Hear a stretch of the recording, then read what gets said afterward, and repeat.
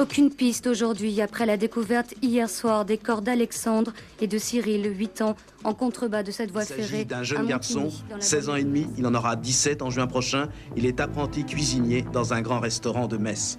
Il a été interpellé mardi matin. Il est devenu, après 2 heures de délibéré, le plus jeune condamné à perpétuité de France. À l'annonce du verdict, la salle est restée silencieuse et Patrick n'a pas manifesté la moindre émotion. Il a simplement déclaré « Je suis innocent, je suis sincère ». Patrick Dils, bonjour. Bonjour. Est-ce que vous pensez souvent à cette affaire du double meurtre de Montigny-lès-Metz ou au contraire le moins possible ? Écoutez, j'ai appris à vivre avec, mais simplement ça fait partie de mon passé maintenant. Aujourd'hui, l'affaire Dils c'est terminé, c'est l'affaire de Montigny et au même titre que n'importe qui, on veut simplement savoir ce qui s'est passé et que les familles des victimes puissent enfin, je l'espère prochainement, faire leur deuil.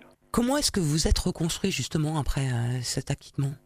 Tout simplement, avec l'amour des miens, avec des amis, et puis après, avec l'amour. L'amour, vous le dites, il y a votre famille, votre femme, votre enfant, votre frère aussi, auquel je pense. Pour eux aussi, c'est difficile de passer à autre chose ? Au niveau famille proche, oui, ça n'a pas été évident. Encore une fois, après, on apprend à vivre avec, et puis on va de l'avant. Vous en parlez ou jamais ? Si, on en parle, bien évidemment, c'est pas un sujet tabou, hein. Mais à notre niveau, on peut absolument rien faire pour faire évoluer les choses. Votre enfant, il est encore petit. Aujourd'hui, vous êtes posé souvent la question de comment vous alliez lui en parler ou quand il serait un peu plus... que je lui cacherai rien. Et le moment venu, quand elle aura envie de parler ou de savoir quelque chose, j'aurai la garde de la transparence et puis je serai là pour lui expliquer les choses et puis il n'y aura absolument rien à cacher. Est-ce que c'est plus compliqué dans la mesure où l'affaire n'est pas résolue, qu'il va encore y avoir un procès, qu'on a des nouveaux témoins ? Écoutez, pour moi, c'est pas plus dur, puisque l'histoire, en ce qui me concerne, est terminée. Maintenant, c'est à savoir qu'est-ce qui va se passer pour la suite par rapport aux familles des victimes. Moi, j'ai plus rien à voir dans cette tragédie. Vous dites l'histoire est terminée. Quelquefois, est-ce que vous avez des regrets sur la façon dont vous avez à l'époque répondu aux enquêteurs ? Écoutez, vous savez, j'étais qu'un enfant complètement malléable.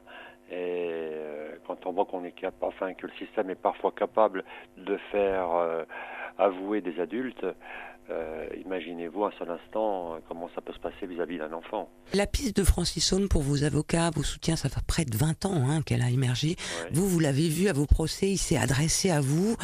D'abord, vous en gardez quel souvenir ? C'est compliqué pour vous répondre. C'est un personnage atypique, c'est quelqu'un qui fait froid dans le dos. Maintenant, je ne peux pas parler à la place de la justice. C'est à elle la façon de travail et à rendre des conclusions. Mes avocats s'en sont servis justement pour faire évoluer les choses et puis démontrer que l'élément Francis Saulne était important dans le poids de la balance. Le 5e procès s'ouvre cette semaine. À vous, Patrick Dils, qu'est-ce qu'il peut vous apporter ? Personnellement, rien, mais ça serait la boucle bouclée. Savoir pour qui et pourquoi j'ai perdu ces 15 années. Il peut sortir des choses d'un procès, vous qui en avez vécu plusieurs. Il peut, mais sans aucune certitude. C'est l'avenir qui nous le dira. J'espère au minimum pour les familles victimes que la vérité va finir par éclater. Patrick Dils, merci. Merci à vous.